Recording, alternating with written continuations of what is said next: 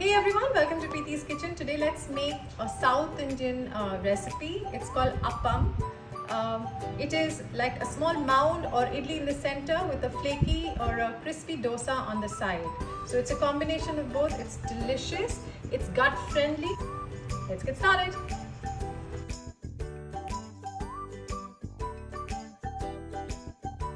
So very few ingredients that you need. I've taken idli rice, but you can also take any rice. A basmati rice will also work for this. About 2 cups of rice, which you have to soak it overnight. The next day wash it properly, drain it, and I have this here all ready for you. So to this I will add a cup of cooked rice. So about 2 cups of soaked rice. To this we will add a cup of cooked rice. Again, you can take any rice. I have taken basmati cooked rice. You can also take cooked idli rice as well.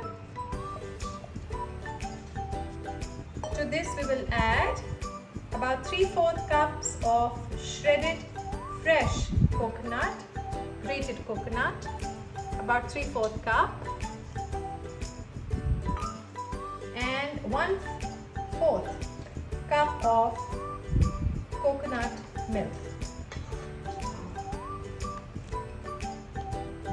Now I will blend this completely and make it a thin consistency, not very thick, because we're going to ferment this in the overnight for about 10 to 12 hours. I'll show you the process. So let's blend this first. So I've taken the appam batter out of my blender. This is how it looks. So just to recap once again, I took about 2 cups of idli rice. You can take basmati rice, soak it overnight. In the morning, wash it really well, drain it, and mix it with about 3/4 cup of freshly grated coconut, about 1/4 cup of cooked rice. Again, you can take any rice, and add about 1/4 cup of coconut milk. Blend it really well, and this is how it comes out. Okay? Don't make it too thick. If you think it is too thick, just add a little bit of water and you'll get this. Now, if you're taking active dry yeast, you need to bloom it in water with a little bit of sugar. You can do that. Just take about half a teaspoon of active dry yeast, put it in about 1/4 cup of water, and warm water, lukewarm water, and add about half a teaspoon of sugar to it. Just stir it well and let it bloom. In case it does not bloom, then your yeast is dead. Then you have to do the process once again with a fresh packet of yeast. Now I am taking today instant yeast, so which means that I don't need to bloom it. I'm adding about half a teaspoon of instant yeast to the batter, and also adding half a teaspoon of castor sugar to this. Instant yeast does not need any blooming. It activates fast as you mix it. Now I will just stir this well and cover this and keep it in a warm place for about 10 to 12 hours till it ferments. And then the next morning you can add a little bit of salt to it. In case you think the batter is thick, then you can add a little bit of water, and then I'll show you how to make appams.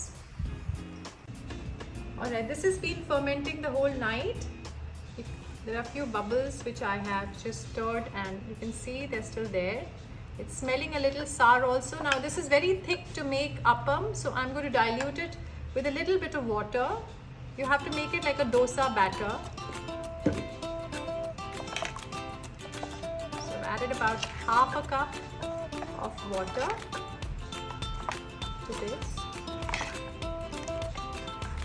because when we drop it into our wok, it should spread. Now to this, you can see bubbles, so this is fermented very well. Now to this we will add about half a teaspoon of salt. So let's add about half a teaspoon of salt to this, and again stir it very well.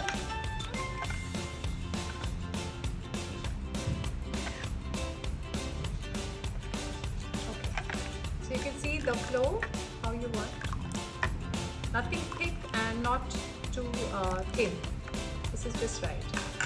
we will heat our appa chetli. So you need a small wok with a very, it really doesn't have a base, you can see. It's absolutely like a circular, a sphere.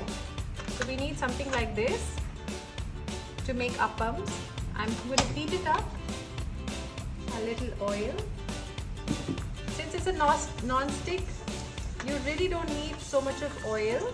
So for the second one, I will not put any oil in it. It will just work well with a non-stick. I have applied a little bit of coconut oil, rubbed it with a cloth or tissue paper. You can do the same. I'm going to add about 2 to 2.5 ladle full of this on a low to medium heat, and just swirl your wok like that.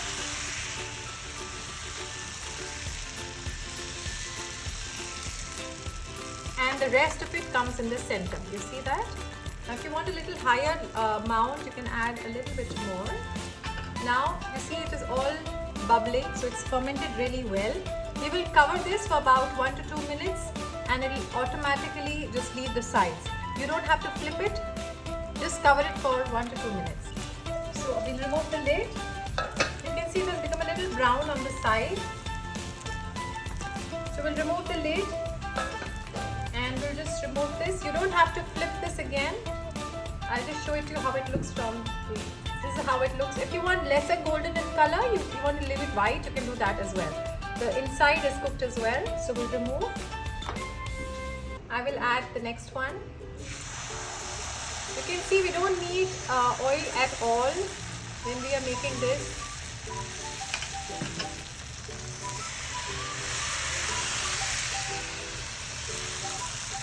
There.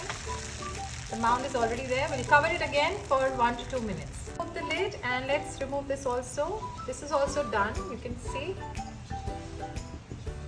They all are looking so beautiful when they're coming out, and they are delicious to taste. So let's remove the lid. The same thing with the rest of the batter. So the appams are ready. I've made about 7 of them with the batter that we had made.